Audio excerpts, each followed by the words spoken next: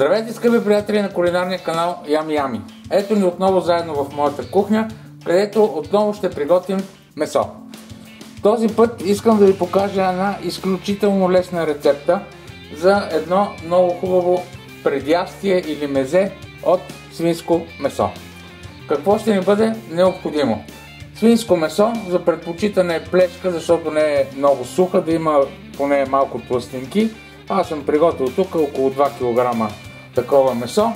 Ще ни трябват моркови, това е корен от магданоз, лук и като подправки само бял пипер, сол и също ще ни бъде нужен желатин. Първото нещо, което трябва да направим е да нарежем месото.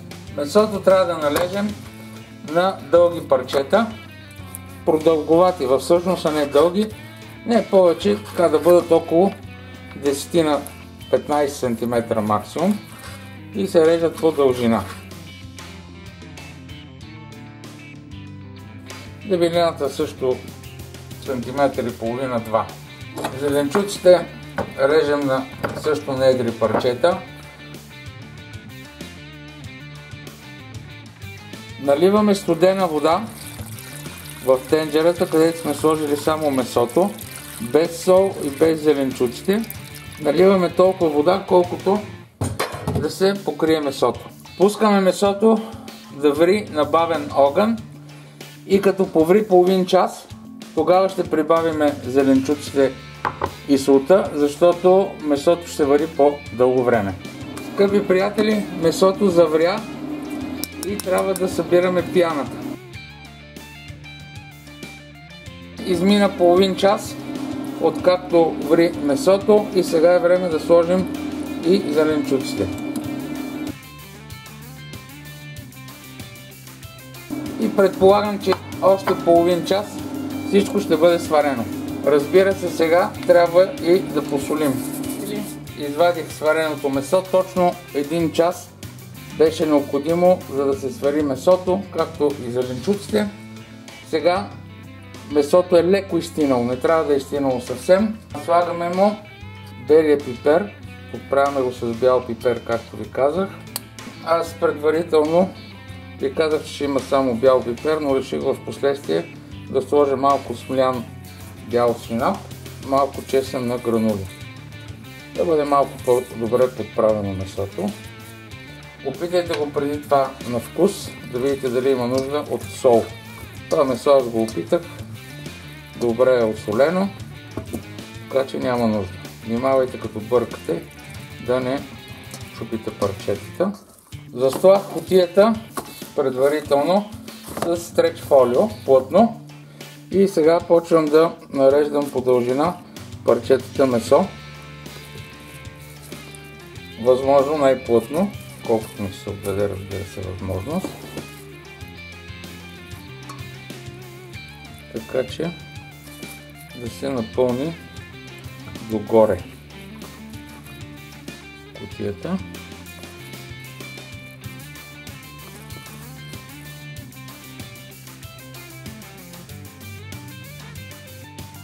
Взимаме от все още топлия горещ бульон. Тук в тази чинийка предварително съм разтворил 2 лъжички желатин, да се отпусне, и разбърквам в бульона. Поливаме месото.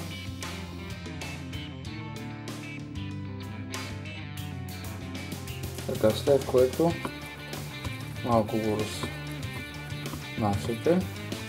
Следващото нещо, трябва да затворим нашето фризирано месо и отгоре поставяме другата кутия, която сега ще натиснем с тази бутилка от 1 литър и оставаме така да изстине. Сега сварените зеленчуци нарязвам на дребни партинца и връщам в тенджера.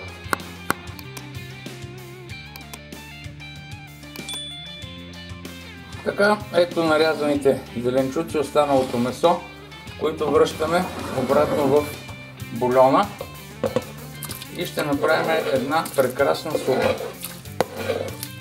Скоро правих един печен джулан и зрите ми направиха забележка, че не съм използвал бульона. Точно по тази причина сега ще използвам бульона. Така, както виждате, ще добавя фиде и ще сложа супата отново да заври. Слагам малко повече от една шепа фиде и го оставам 6-7 минути да се свари. Супата е готова, махнах я от котлона. Сега в това съдче ще сложа 2 лъжици кисело мляко и ще чукна едно яйце.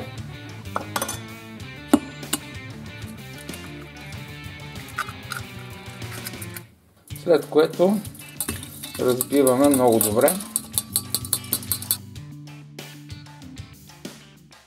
Към разбитото яйце ще сложа една супена лъжица брашно, която предварително в студена вода съм размил, за да няма бучки.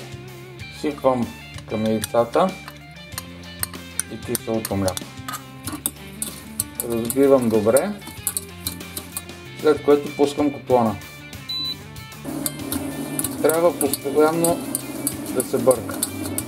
Бъркаме така, докато започне тази смес да се сгъстява. Вижте как започна да се сгъстява. И сега добавяме от супата, за да темперираме сместа, като енергично бъркаме.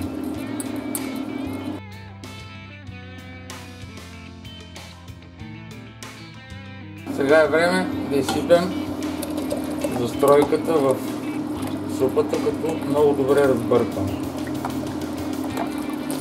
Вижте, скъпи приятели, какъв цвят се получава.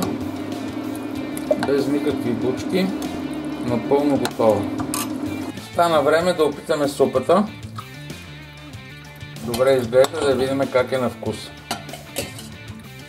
Ще сложим малко лимон. Малко черен пипер. Аз така я обичам. И отгоре ще сложим малко магдалон. Вижте каква апетитна супа се получи. Сега остава да опитаме. Искам да ви кажа, че супата е страхотна. Заслужава си да си направите такова желирано блокче, желирано месо и супа. Сега вече смятам, че блокчето е изстинало, желето се е стегнало и е време да го опитаме. И така, скъпи приятели, вижте, това е нашето желирано месо, нашето блокче. Сега трябва да го извадим от кутията и да видим какво сме направили.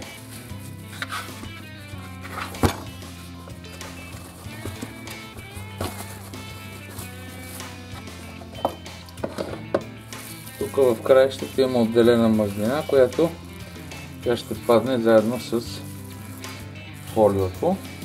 Сега да отрежем едно парченце, да видим какво сме направили. Ето тук ще го срежа.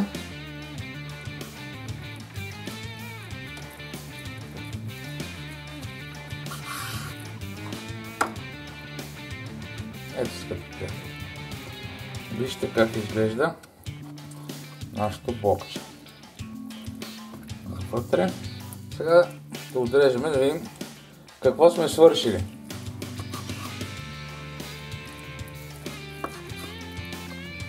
Ето вижте какви хубави парченца. Много е вкусно. Просто това е едно чудесно мезе. Ако ви е харесал филма, оставете по един лайк и се абонирайте за канала. Хубавото предстои, бъдете здрави!